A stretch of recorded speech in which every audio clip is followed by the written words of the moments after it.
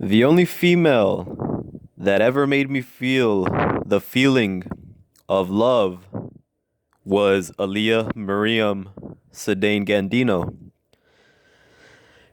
It was really strange because most of my life I always had the prettiest girl, the cutest one. I don't know if I was blessed or if I was lucky or if God or the system wanted me to have the best girlfriend. I don't know, but for some reason, I always had the prettiest female by my side.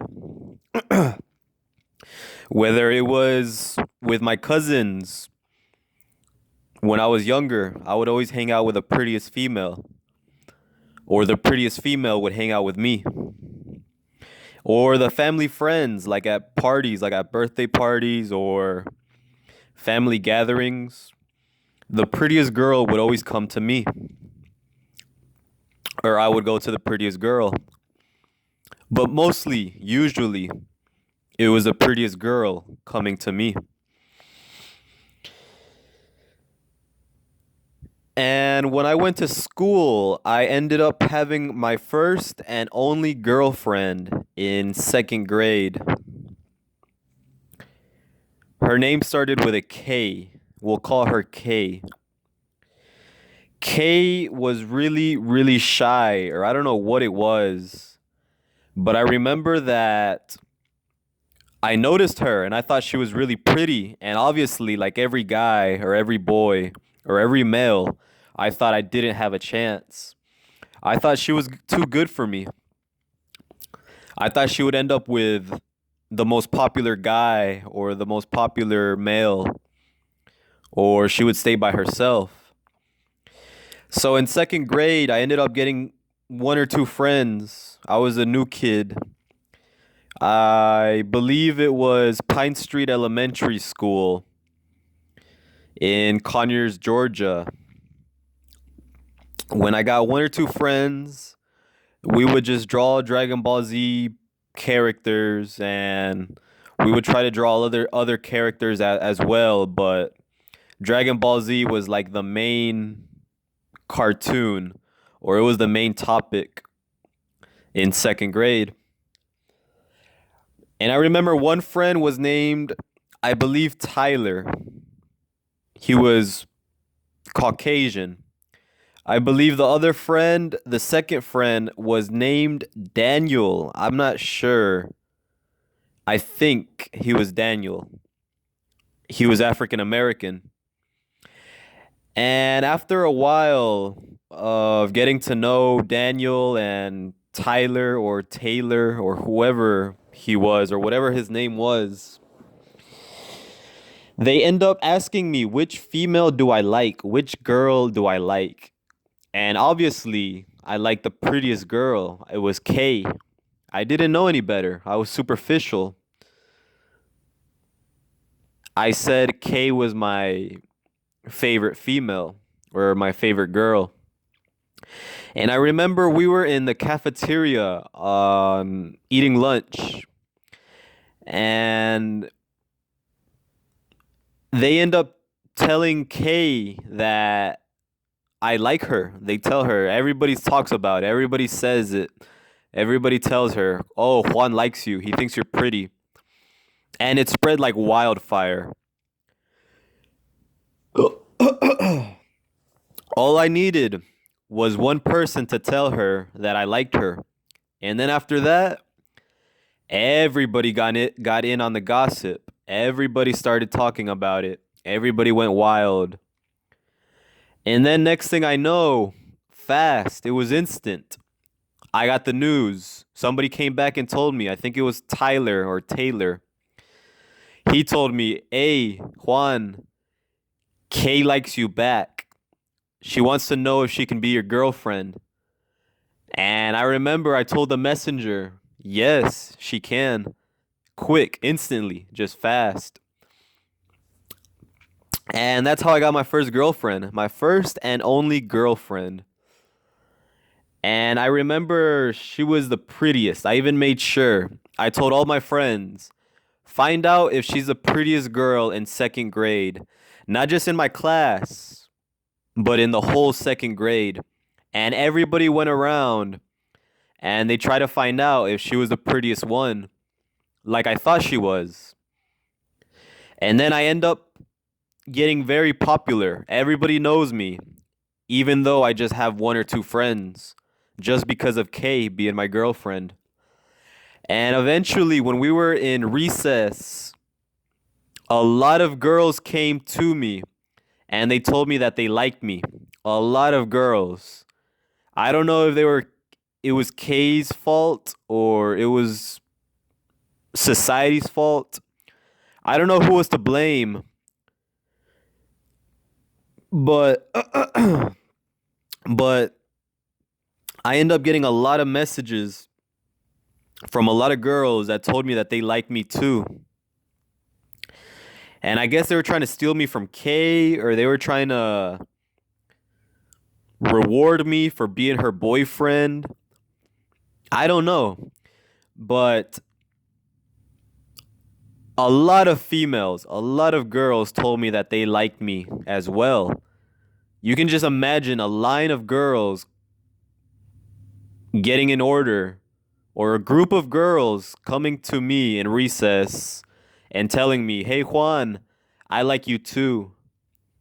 I think you're cute. I think you're pretty, etc. And that's when I kind of tried to fall in love. I tried to love Kay, but I couldn't. I just couldn't fall in love. And I even knew it in second grade. And of course I couldn't. I mean, I was in second grade. I was a small kid. It just didn't happen. But eventually I moved away from Conyers like always. I'm always moving to a new location. And I remember I left the school and I left Kay behind. And I remember I got on the phone. I got on the landline phone to talk to Tyler or Taylor. I believe his name was Tyler. And when I talked to Tyler, I asked him how things were going, how he was, what is Kay doing, what is she saying? And he just told me that she was crying for like 2 days or for 2 weeks, just nonstop crying. That she would cry and cry and cry. And I think they told me that she was hurting herself, that she was biting her tongue, or she was biting her lip, or she was hurting herself in some way. I just don't remember. I just remember them telling me that she was crying. I guess because I was gone, because she missed me. And then I ended up telling Tyler to send her a message to tell her to calm down. Eventually, I'll talk to her. Eventually, I'll see her. And I wanted to. I wanted to talk to my mom about it. And my mom never really helped me in my life with women. She never helped me. If anything, she kind of cock blocked me. She would always try to get in the way. She didn't want another female to steal me from her or something. I don't know. But eventually, I grow up. And in seventh grade in Veterans Memorial Middle School, I meet Aaliyah Sedain. I remember I looked at her the first day she saw me. I remember I would look around the room in my art class or wherever I was. I don't even remember. I think it was an art class. I looked all around the room to see who's the prettiest girl. Who can I make friends with? And I would always stare at this stupid little girl, this stupid ugly girl for like 2 seconds. She would catch my attention for like 2 seconds as I would pan around the room. I would see her face. I would see her staring at me. And I would just think, what a stupid, ugly girl. I would just look at her and then I would look away. She's the only female that caught my attention in seventh grade. And eventually she asked me She introduced herself, or she said hi or hey, and she asked me what my name was. And I remember I looked at her and I thought, what a stupid girl. And then I just looked at her and I remember I said, my name is Juan. And I walked away. I didn't even ask for her name. I didn't know her name. I just had her identified as a stupid girl. I don't know why I stopped thinking of her as the ugly girl, but she went from being the stupid ugly girl to being the stupid girl. And then eventually, when I sat by myself, or no, she was sitting with one female friend, a black skinned female friend, maybe African American, maybe Jamaican, I don't know. And I was sitting down. I was gonna sit by myself, but I couldn't. I chose to sit next to the Hispanics, a Puerto Rican guy, and I believe a Mexican guy, or if not, El Salvadorian or Honduran. And then some random African American guy that nobody liked. He was very sarcastic and very aggressive or mean or something. He was like a bully, but he was very small, so you can imagine what kind of personality or what kind of character he was. And I remember Aaliyah Sedain went out of her way to sit in front of me. As soon as the chance was there or the opportunity was there, she took it. She went right there to sit in front of me in my table in the art class. And I remember I looked at her and she looked better. She didn't look ugly anymore. She didn't look normal. She looked pretty. For some reason now she looked better when she came to me.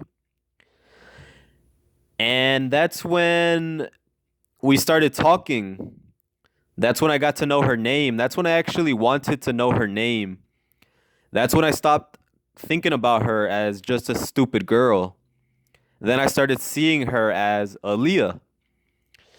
And I couldn't believe my eyes. I couldn't believe my mind. I couldn't believe it. I was falling in love, or I was attracted to her. I was adoring her. And I didn't believe it. I just didn't believe it. I've never felt that feeling that I felt that day. So, as soon as she stood up to go do something, I remember I stared at her. I looked at her body. And usually, when I look at females to find a mate, to find a wife, to find a girlfriend, to find somebody to have sex with or have fun with, as soon as I look at their body and I find an imperfection, I find something I don't like, I abandon her or I give up and I look for somebody new. But the more I looked up and down Aaliyah's body, the more I fell in love, or the more I liked her, the more I was attracted. And I saw her face, I liked it. I heard her voice, I heard her conversation, I fell in love. But then I looked at her ass. When she stood up and I got a chance to look at her ass, I thought, okay, I'm not finding any flaws. For some reason, I like her. And then I kept trying to look at her body. I tried to see if I liked her from head to toes.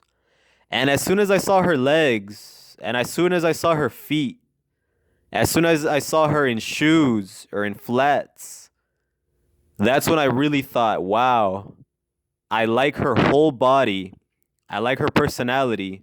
I like her style.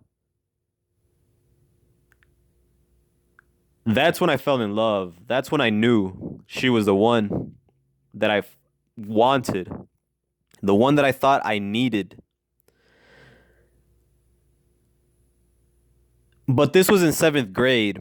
As soon as I got deep, as soon as I started being an adult and I started testing her, that's when she failed my tests. That's when she knew she was just a girl. That's when I knew she wasn't a woman. She wasn't ready.